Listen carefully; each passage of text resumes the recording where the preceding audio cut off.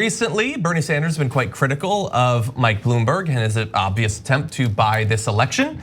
And so Bernie Sanders had tweeted out, the simple truth is that Mayor Bloomberg, with all his money, will not create the kind of excitement and energy we need to defeat Donald Trump. So to that, Mike Bloomberg and his 5 million employees rapidly produced an ad. Take a look at this.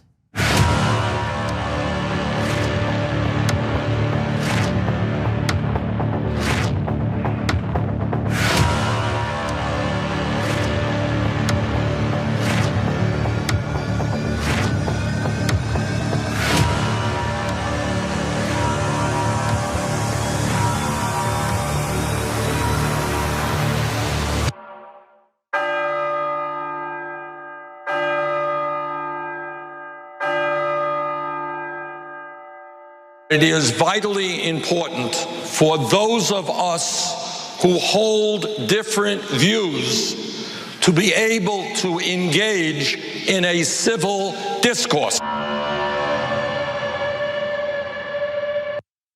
Okay, so Bernie Sanders says he wants to be civil, and I think he has a reputation as being a guy who very rarely chooses to attack anyone. It can be frustrating sometimes.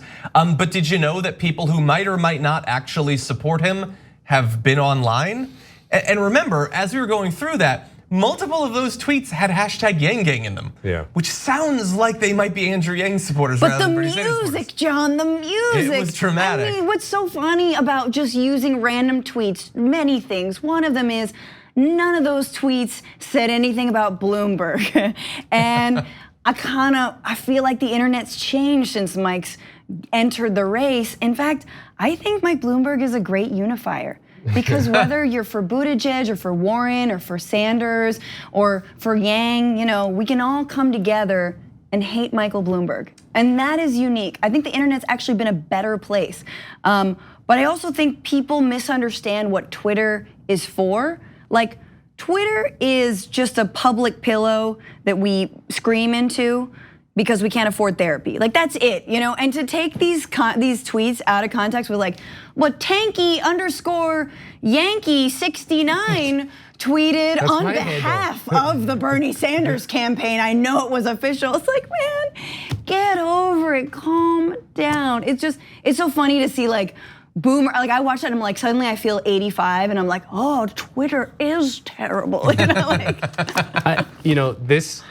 I think this ad for Mike Bloomberg is the definitive jumping of the shark moment of the Bernie bro narrative, right? Which has always been in bad faith. It's always been disingenuous. Every single candidate has supporters who say mean things online. This is 1000% true. There is zero evidence to suggest that Bernie supporters are disproportionately hostile online than other candidates. What this does is it has the effect of causing people to doubt themselves, causing supporters of Bernie Sanders to get a little bit of like, oh man, I don't know if I should go there. Yes. And what it reveals is that Bernie's passionate support is a source of strength for his campaign. It is not a liability the way the New York Times would tell you or the mainstream media would tell you. It is actually a great source of strength, because if a candidate like Bernie Sanders, who has basically zero media support, like they need some sort of independent media so that their supporters can feel confident about themselves, can feel like that what their arguments are superior arguments, that they're gonna win, all these things that they keep hearing that they're actually not. The Bernie bros online, for lack of a better term, are a massive source of strength, which is why they keep on attacking them incessantly.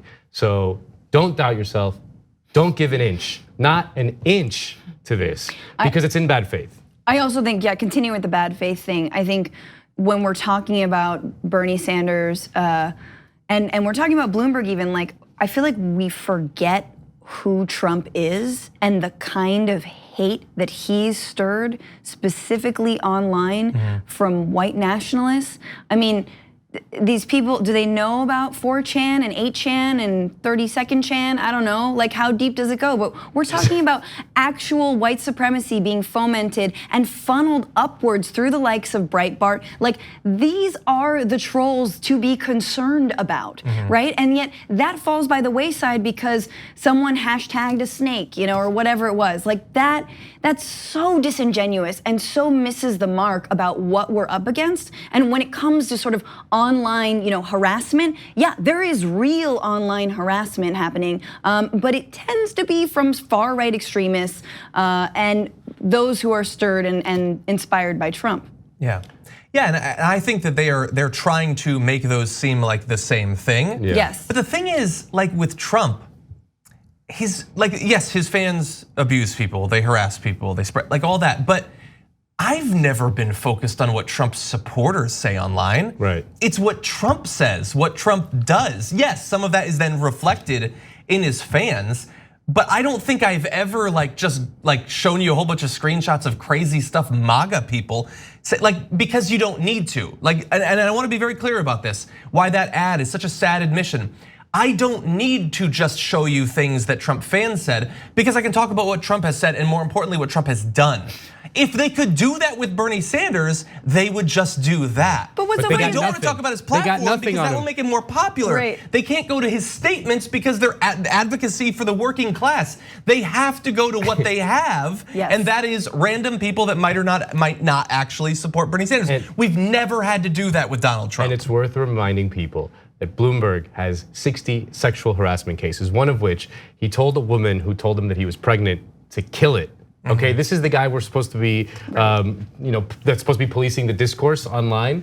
This guy has in real life been an absolute monster. Yeah. So that's why I think it's like the jump the shark moment. Anyone who takes this seriously, it's like you can just look at him and be like, you're ridiculous. You should not be taken seriously on anything else you say. Don't miss your chance to win a trip to Los Angeles and have dinner with Cenk, John, and me. Just head to tyt.com/dinnerinla to register to win. Sign up for a free Aspiration Spend and Save account. Then you just register your eligibility and swipe your Aspiration card daily on purchases to gain entries. Not only are you entering to win a trip to Los Angeles and dinner with TYT hosts, you're also not depositing your hard-earned money into fossil fuel exploration or production. As a friendly reminder, even if you already have an Aspiration account, you must still register for eligibility into the sweepstakes.